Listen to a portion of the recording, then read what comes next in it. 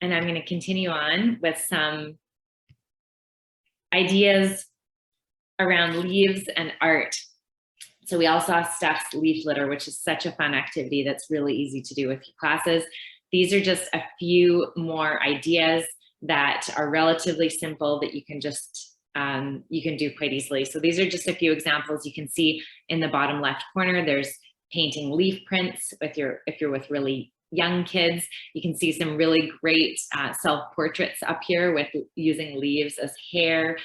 For a little bit older, lots of really great ideas for the cutouts with leaves. Even if you don't have one of these fancy not three-hole punches, butterfly punches, just cutting them with scissors can actually be really great. I've seen a lot of people making confetti out of leaves, which is kind of fun. And then these great little kind of puppets on the sticks. It's amazing what you can do when you add eyes to things. So here's just a couple more examples. The crab is my favorite, I think. Again, you add those eyes and all of a sudden those leaves come to life.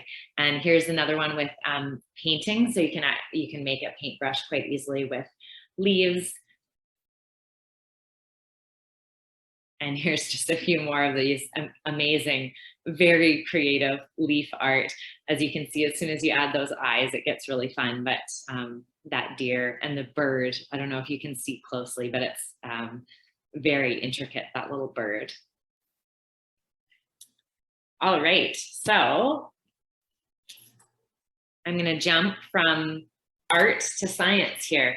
Not that it's all not the same thing incorporated in there, but I want to talk a little bit about leaves and chlorophyll. So these are some of the things that you'll need to do this leaf experiment.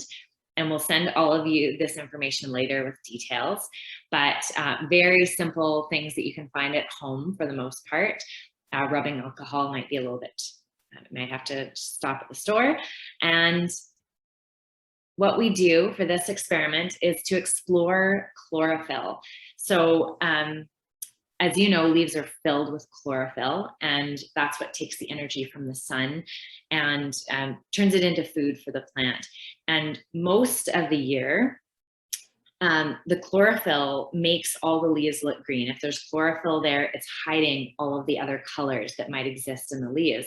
But now in the fall, as the chlorophyll breaks down, you start to see the true colors of, or not the true colors, but maybe the colors that are hiding in some of these leaves. So I just put, these are not the leaves that were used below, but I'm going to show you my little experiment with those leaves in the top right there. But this experiment Steph did and used Japanese maple and walnut, as you can see, and katsura, and mushed them all up, put them into that isopropyl alcohol, and then hung the coffee filter, you can see it here in the center, from a little stick, pencil, whatever you've got around, and hung it in there and waited. About an hour, you can wait overnight.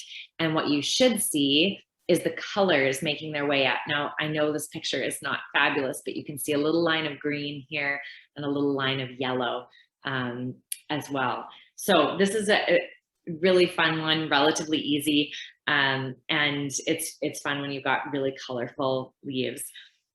So I'm just going to show you. Whoops, hang on, sorry. I'm actually going to stop my share for a second to show you this.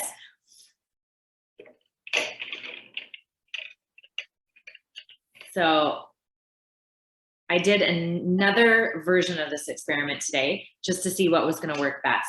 So the way you saw it in the pictures, the leaves were crushed up, added to the isopropyl alcohol, and then the coffee filter was hanging in there. Now this way, I took 4 leaves that you saw in the picture. I'll go back so we can see them again. There was a yellow one, there was a brown one, there was a green one, and there was a bright red one. And what I did was boil them in water for 5 minutes. And then I used tongs and then carefully put them into, well, these are supposed to be, you know, beakers or something, but all I could find were my champagne flutes. So that's okay. I'm just going to put a piece of white paper behind them so that you can see the colors a little bit better. Now, I don't think this worked as well as it could have, but you can really see how the water or the isopropyl alcohol is turned yellow in this one. This brown one, it's very difficult to see. It's just a very light brown. The green one, you can just, I hope, barely see that green. And unfortunately, my red one really did nothing, which is a bit sad because it was a very vibrant color of red to begin with. So I'm going to be, I want to test this with some other leaves later on, but you know, I figured I'd show you anyways, because it's all part of the fun of science, is testing to see what works and what doesn't. So I'm just going to pop back to my presentation and show you these colors. So on the top right, those are the leaves that I had. And if you can probably see them a little bit in here, but this one over here was that bright kind of orangey red one. All right, so another easy experiment that you can do in your classroom is with apples. So this one is really fun because it's probably a lot of kids have these in their lunches or their snacks. And I'm sure if they're like my children, they don't really want to eat them once they turn brown. And so exploring that is kind of fun. So in this experiment, you test liquids to see which one can keep the apple from turning brown. So when apples are cut, there's an enzyme that reacts to the oxygen, and that causes the apple to turn brown.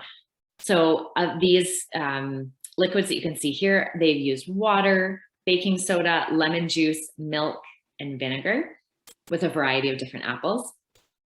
So really easy test to do in classrooms, and then you pour it in and then you wait and see. So just talking about how lemon juice is filled with ascorbic acid, and it reacts to oxygen before the apple does. And so it keeps the apple from turning brown. So it's super acidic. This is a great one to talk about what else might keep an apple from turning brown too.